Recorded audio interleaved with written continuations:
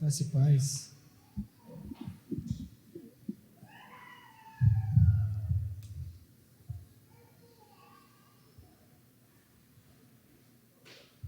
É um prazer poder estar aqui com os irmãos novamente. E eu queria, essas últimas 3 semanas, na semana seguinte também, nós temos seguido um tema, né? Aí levando para a Páscoa e para a paixão de Cristo, né? E para o amor que Ele demonstrou por nós. Eu queria então ler com vocês um texto em Romanos capítulo 6, quem quiser seguir aí na Bíblia. Romanos capítulo 6, eu quero dar uma olhada no capítulo, muito obrigado, mas eu quero focar aqui no versículo 4 a 13, Romanos capítulo 6, do versículo 4 a 13, diz assim: fomos, pois, sepultados com ele na morte pelo batismo, para que como Cristo foi ressuscitado dentre os mortos pela glória do Pai, assim também andemos nós em novidade de vida. Porque se formos unidos com Ele na semelhança da sua morte, certamente o seremos também na semelhança da sua ressurreição. Sabendo isto, que foi crucificado com Ele o nosso velho homem, para que o corpo do pecado seja destruído, e não sirvamos o pecado como escravos. Porquanto quem morreu está justificado do pecado.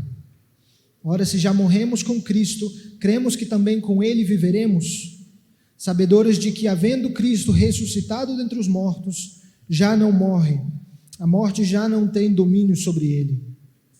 Pois quanto a ter morrido, de uma vez para sempre morreu para o pecado, mas quanto a viver, vive para Deus. Assim também vós considerai-vos mortos para o pecado, mas vivos para Deus em Cristo Jesus. Não reine, portanto, o pecado em vosso corpo mortal, de maneira que obedeçais às suas paixões, nem ofereçais cada um os membros do seu corpo ao pecado como instrumentos de iniquidade, mas oferecei-vos a Deus como ressurretos dentre os mortos, e os vossos membros a Deus como instrumentos de justiça. Amém. Até aí. Eu estava assistindo um documentário outro dia no Netflix, e o documentário ele falava sobre o time de basquete dos Estados Unidos, o time olímpico de 1998, que ele era formado pelos melhores jogadores do esporte, né? O Michael Jordan, entre outros, né? E aquele time ficou conhecido como o Dream Team, né? Que era o time dos sonhos.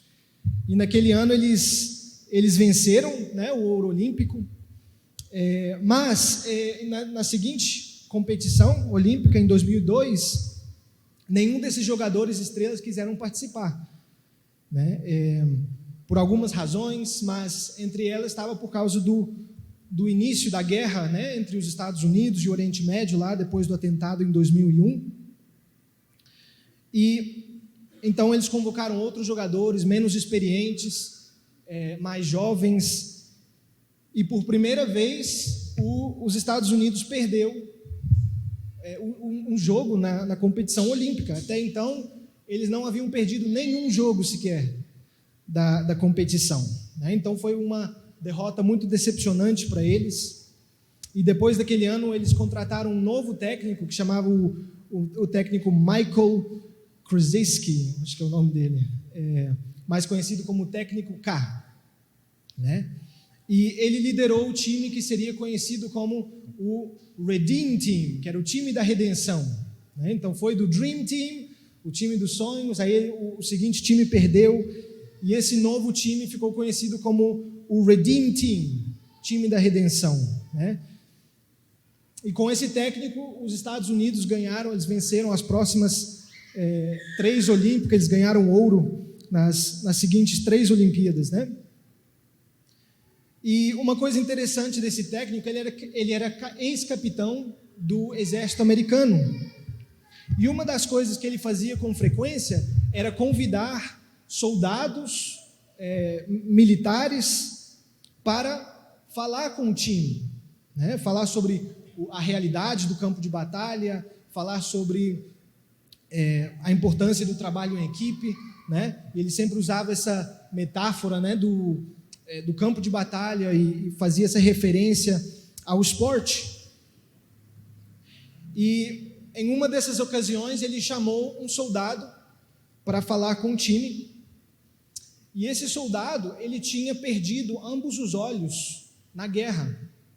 Uma granada explodiu perto dele, e o estilhaço, cravou nos 2 olhos dele, e ele ficou cego. E ele apresentou aquele soldado para o time, e ele falou o seguinte: eu quero que vocês vejam o preço que está sendo pago para que vocês possam ter a liberdade de vestir a camiseta do seu país.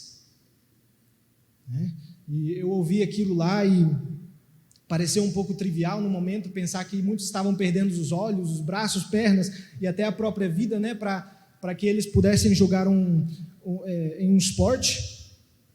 Mas depois eu comecei a meditar e eu entendi o que ele queria dizer, E comecei a meditar naquilo e eu pensei que se eles, precisaram ver, o preço que estava sendo pago por eles, se eles precisaram visualizar aquele sacrifício, então, quanto mais nós como cristãos, nós precisamos relembrar o sacrifício de Cristo, Nós precisamos muitas vezes parar e visualizar, aquele preço que foi pago por nós lá na cruz pela nossa liberdade.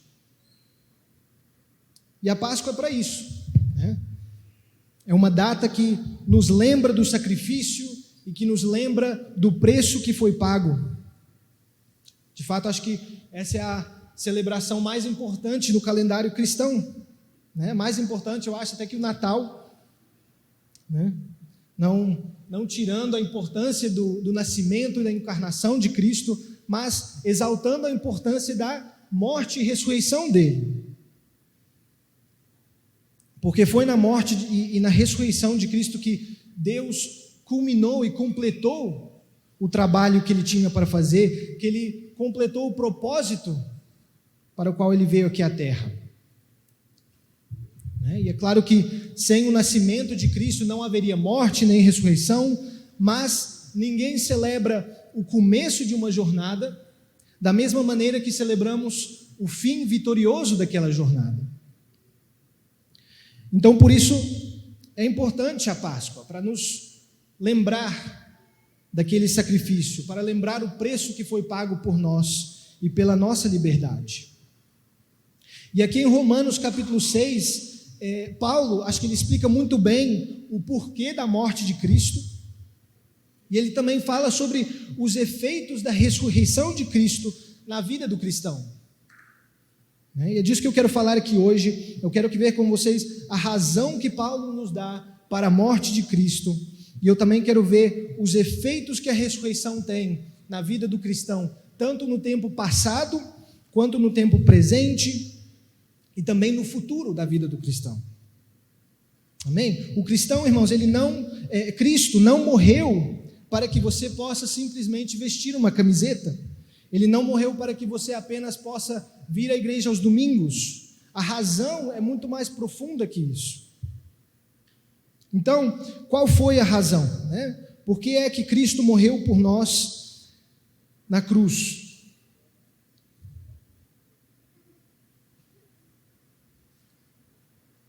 Paulo, ele vem dissertando sobre isso, a profundidade, desde o capítulo 1 de Romanos. Desde o capítulo 1 ele vem explicando o porquê da morte de Cristo.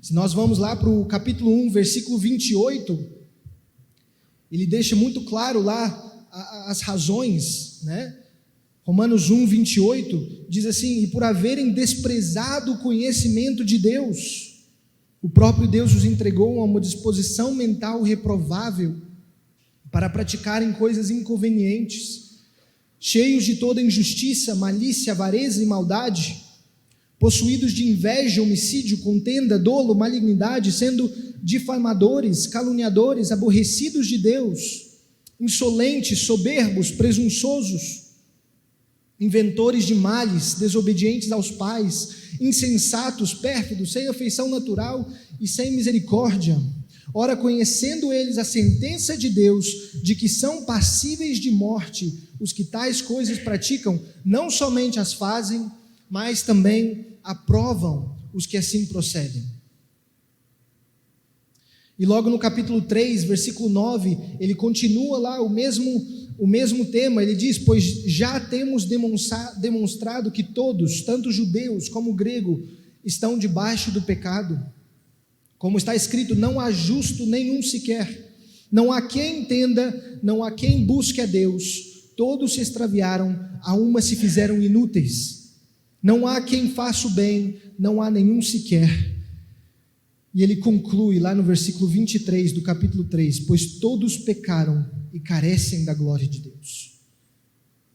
Então Paulo, ele deixa muito claro qual é a nossa condição e o nosso estado diante de Deus.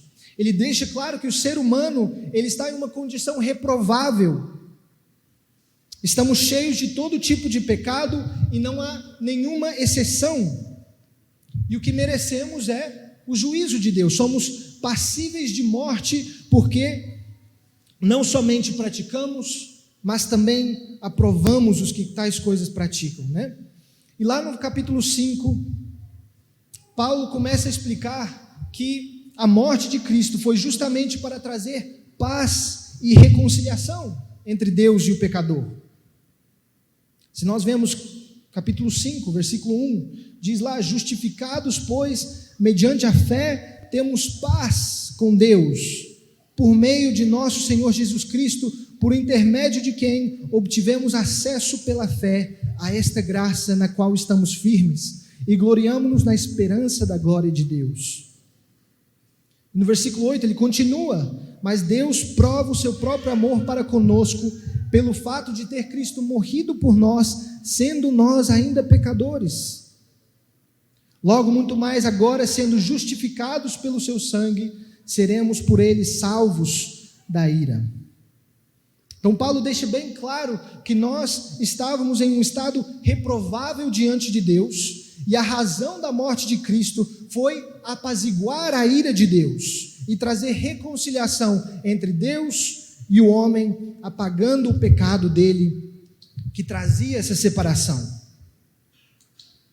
E logo, quando chegamos aqui no nosso texto, no capítulo 6, ele continua explicando esse tema, mas ele aqui vem a usar essa imagem do batismo, né? Que é a nossa confissão pública da nossa fé. E ele usa a imagem do batismo para explicar que agora nós não somos apenas espectadores da morte de Cristo, mas que pela fé agora nós somos participantes da morte dele.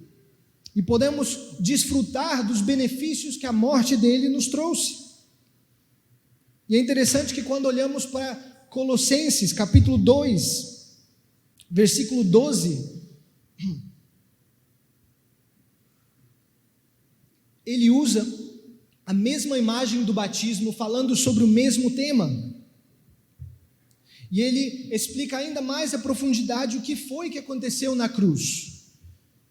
Vamos ver lá, Colossenses 2:12 diz: tendo sido sepultados juntamente com ele no batismo, no qual igualmente fostes ressuscitados mediante a fé no poder de Deus, que o ressuscitou dentre os mortos. E a vós outros que estáveis mortos pelas vossas transgressões e pela incircuncisão da vossa carne, vos deu vida juntamente com ele, perdoando todos os nossos delitos, tendo cancelado o escrito de dívida que era contra nós e que constava de ordenanças, o qual nos era prejudicial, removeu-o inteiramente, encravando-o na cruz e despojando os principados e as potestades, publicamente os expôs ao desprezo, triunfando deles na cruz.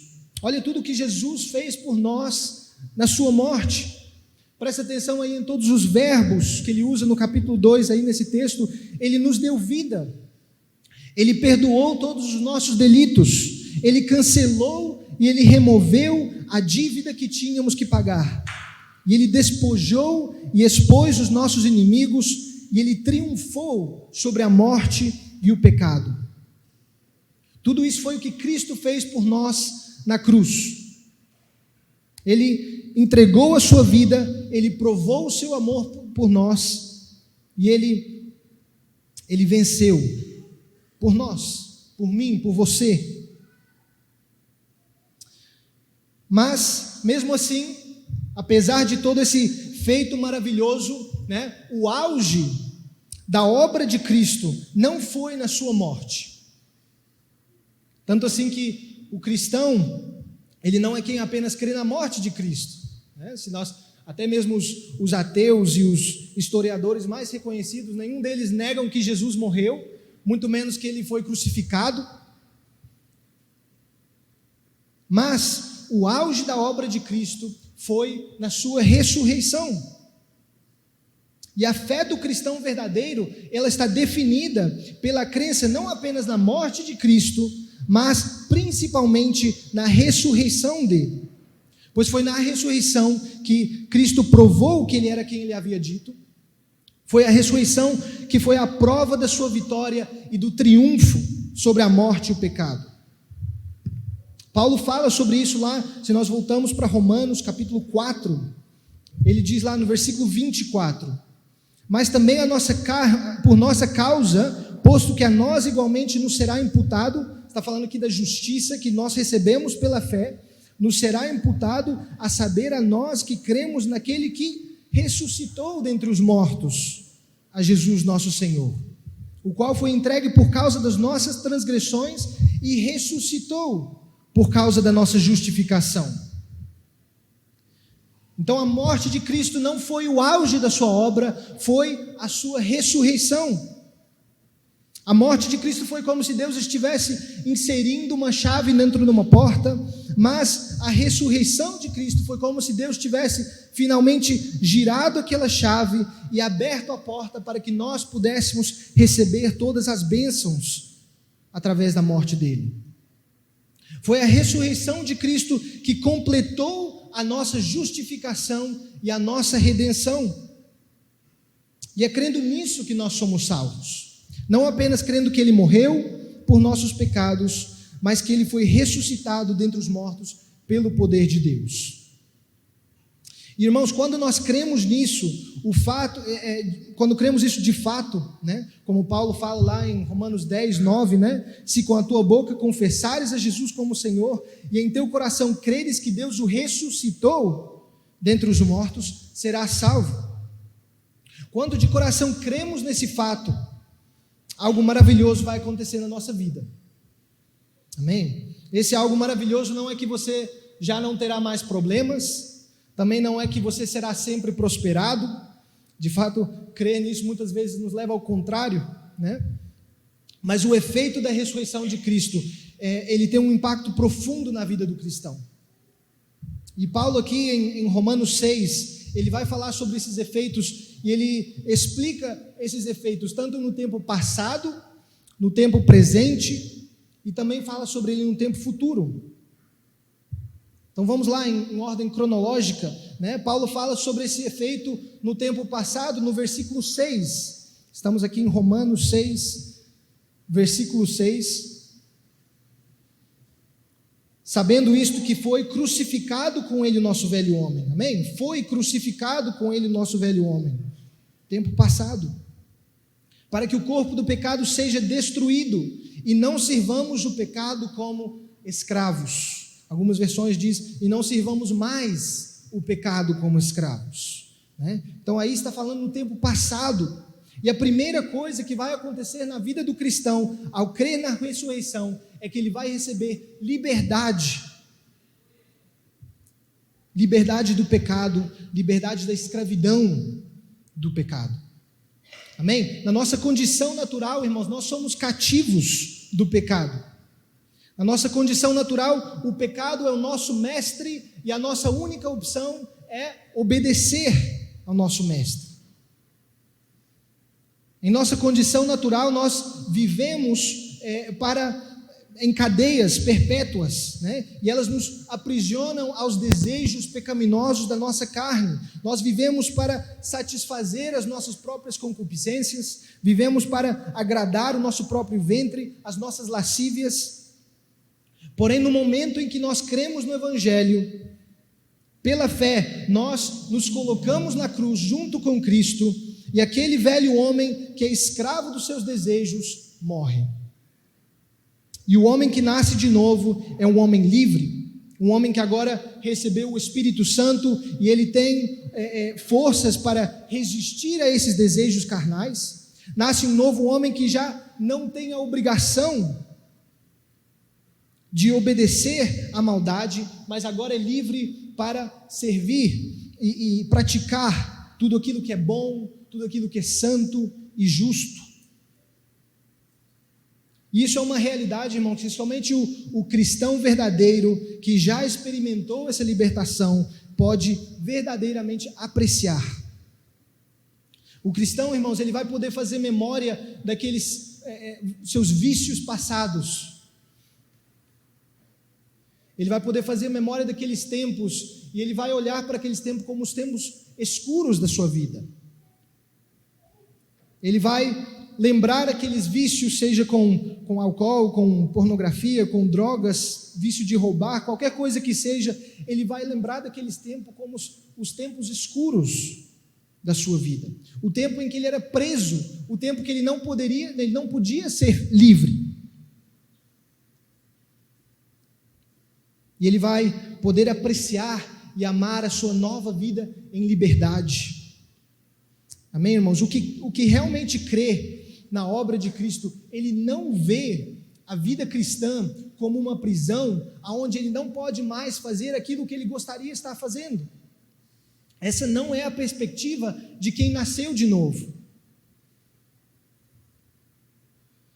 O que nasceu de novo, ele vai olhar para a sua nova vida com a percepção de que agora ele finalmente é livre. Amém? É uma coisa que somente quem experimentou poderá apreciar. E aquele que ainda é escravo do pecado, talvez ele pode escutar isso e pensar que não parece nada demais, né? Mas nós, em nossa condição de escravos, nós não temos como enxergar ou perceber como é uma vida em liberdade. Estamos acostumados à vida de escravidão. Por isso, somente quem experimentou que pode verdadeiramente apreciar essa realidade. No começo eu queria que cantasse uma canção, aquela maravilhosa graça, né? Quem já escutou a letra dela, ela reflete muito bem essa realidade. Nós estávamos cegos, mas agora vemos. Estávamos perdidos, mas fomos encontrados.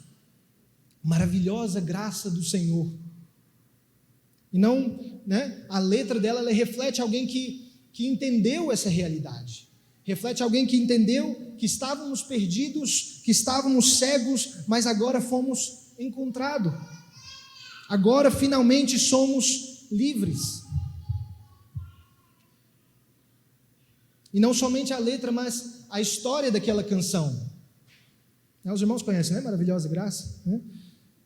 Para quem não sabe, aquela canção, ela foi escrita em 1772, né?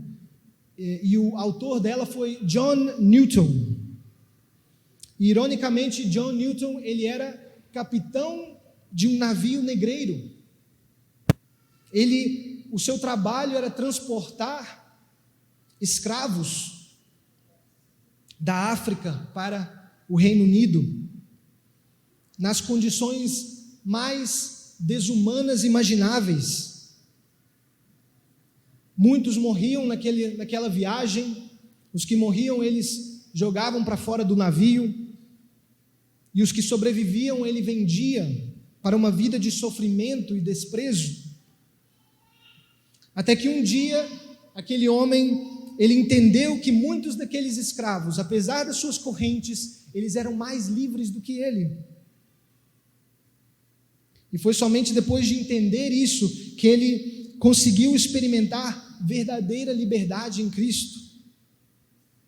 Ele, obviamente, se arrependeu, dos pecados, ele escreveu essa canção e ele depois desempenhou um papel muito importante na abolição da escravatura, junto com William Wilberforce, lá no Reino Unido. Então, irmãos, esse é o primeiro efeito que a ressurreição tem na nossa vida como cristãos. A ressurreição nos dá liberdade do pecado, da escravidão do pecado. Amém?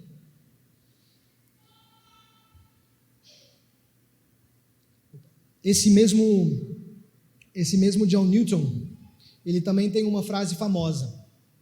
Uma vez ele disse o seguinte, assim, ele disse: eu não sou quem eu quero ser, eu não sou quem eu deveria ser, também não sou quem eu espero ser, mas eu sei que não sou quem eu era, e pela graça de Deus sou quem sou. Amém? Isso nos leva ao efeito segundo da ressurreição de Cristo, e ao efeito que a ressurreição tem no presente da vida do cristão. E é o que Paulo diz aqui no versículo 4 do capítulo 6, em Romanos: fomos, pois, sepultados com ele na morte pelo batismo, para que, como Cristo foi ressuscitado dentre os mortos pela glória do Pai, assim também andemos nós em novidade de vida. Andemos, tempo presente, em novidade de vida. E aqui, então, ele está falando que o efeito inevitável daquele que crê na ressurreição de Cristo é que ele anda em novidade de vida. Irmãos, talvez ele não seja quem ele quer ser, ele talvez não seja quem ele deveria ser, nem o que ele espera ser, mas com certeza ele não é a mesma pessoa que ele era antes. Todo cristão que realmente crê na obra de Cristo, na vida desse cristão existe um antes e um depois muito claro. Esse cristão, ele ainda vai lutar diariamente contra o pecado, ele com certeza passará por muitas tentações, mas é impossível que não haja uma mudança radical na vida desse cristão. Se nós olhamos aqui mais para o fim do capítulo 6, Paulo, ele faz um forte ênfase nessa mudança. Se nós lemos lá no versículo 17, olha lá o que ele diz: mas graças a Deus, porque outrora escravos do pecado, contudo viestes a obedecer de coração a forma de doutrina a que fostes entregues, e uma vez libertados do pecado, fostes feitos servos da justiça. Falo como homem por causa da fraqueza da vossa carne, assim como ofereceste os vossos membros para a escravidão da impureza e da maldade, para servirem para a maldade, assim oferecei agora os vossos membros para servirem à justiça, para a santificação. Porque quando erais escravos do pecado, estáveis isentos em relação à justiça.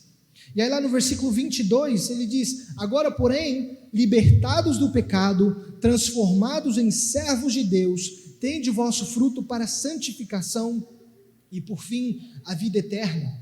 Então aqui Paulo, umas 3 vezes, ele fala claramente sobre esse contraste entre o servo do pecado, que agora é feito servo da justiça e santidade. E ele deixa claro que o efeito da ressurreição, agora ele deixa de ser algo intelectual, e ele se torna algo prático, algo tangível na nossa vida.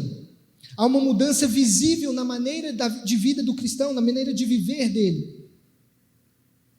A maneira dele falar agora é diferente do que era antes. A diversão dele agora é diferente do que era antes. A maneira dele pensar é diferente. As motivações dele são diferentes. Os objetivos que ele tem na vida agora são novos objetivos. Até a maneira dele se vestir é novo. Tudo se fez novo. Essa pessoa agora é uma nova criatura. E é isso que Paulo quer dizer com andar em novidade de vida. E a distinção, irmãos, entre a vida do cristão antes e o depois, ele vai ser tão claro, tão evidente como a diferença entre a noite e o dia. Por isso é bom usar tempos como estes de Páscoa e de reflexão, mas na verdade é necessário fazer isso todos os dias, meditar de que maneiras a minha vida mudou desde que eu professei a minha fé em Cristo. De que maneiras agora sou diferente? Irmão, se nós temos dificuldades em encontrar essas diferenças, é necessário refletir e ver se a minha fé ela é realmente uma fé viva e verdadeira, e não apenas uma fé superficial que ficou no intelecto. E também podemos refletir sobre as nossas atitudes do dia a dia. Será que certas atitudes que temos são frutos da velha natureza ou do novo homem?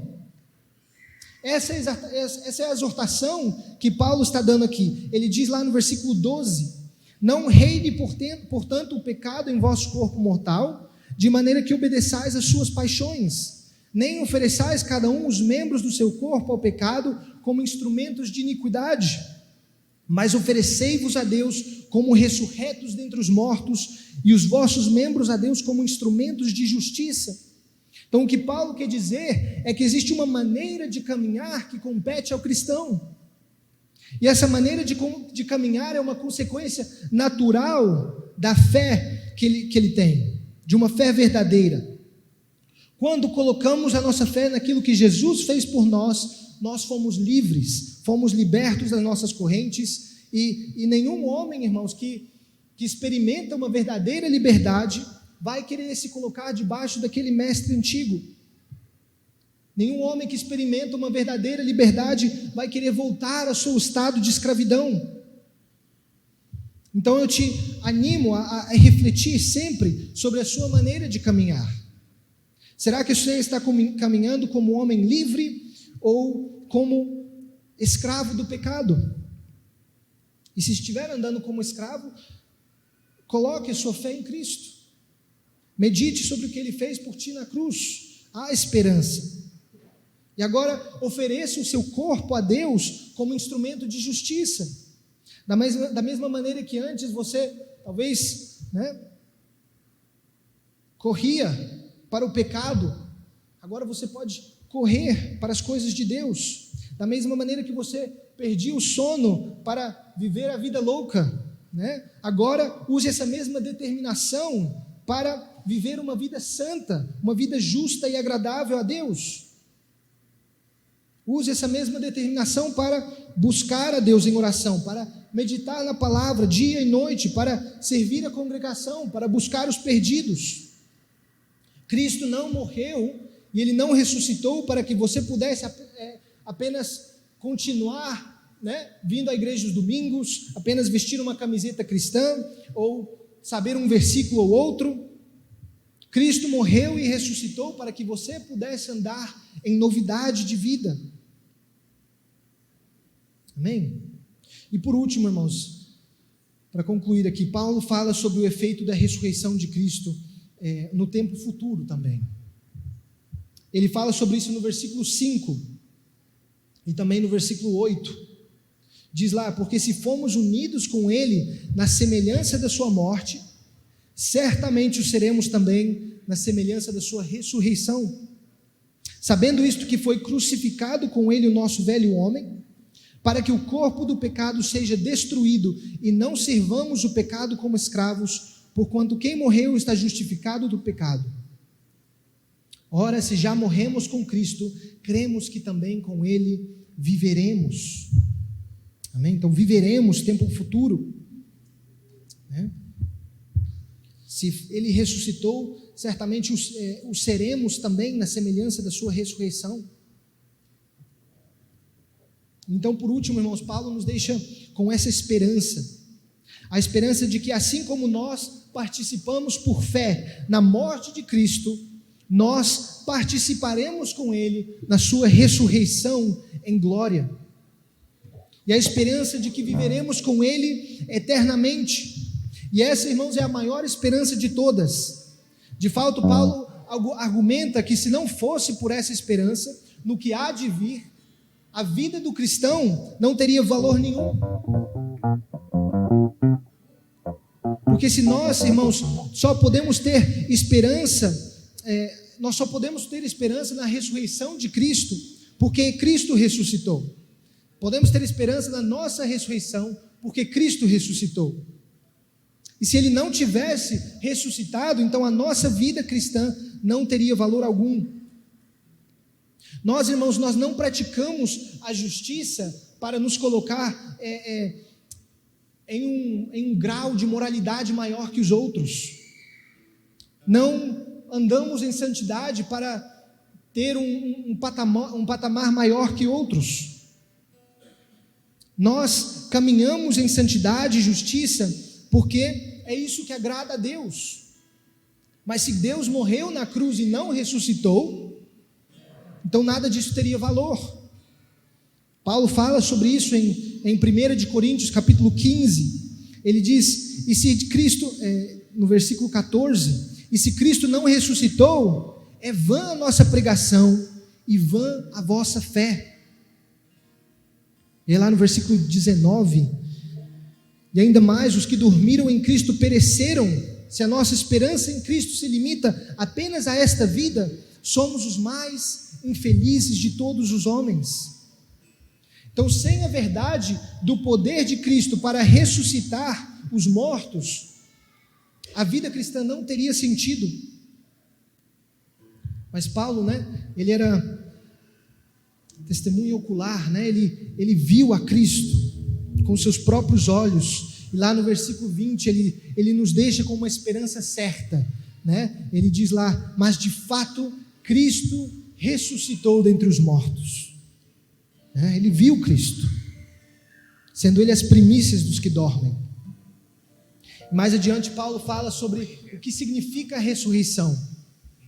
Versículo 42, assim também é a ressurreição dos mortos, semeia-se o corpo em corrupção, ressuscita na incorrupção. Semeia-se em desonra, ressuscita em glória.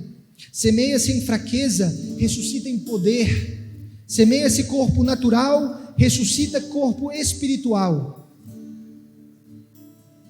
E essa é a maior esperança que nós podemos ter, que chegará um dia, irmãos, que seremos completamente livres desse corpo que ainda está contaminado pelo pecado. Chegará um dia em que não teremos mais que lutar contra doenças, não teremos mais que suportar tristezas, e acima de tudo chegará o dia em que não precisaremos mais lutar contra o pecado, contra a corrupção que ainda reside em nós. Essa é a nossa maior esperança de todas. Então eu quero deixar com vocês essa meditação, irmãos, Todos os dias é dia para nós meditarmos no amor de Cristo que Ele demonstrou por nós, no sacrifício, mas também no poder de Deus que ressuscitou a Cristo e que hoje atua em nós também.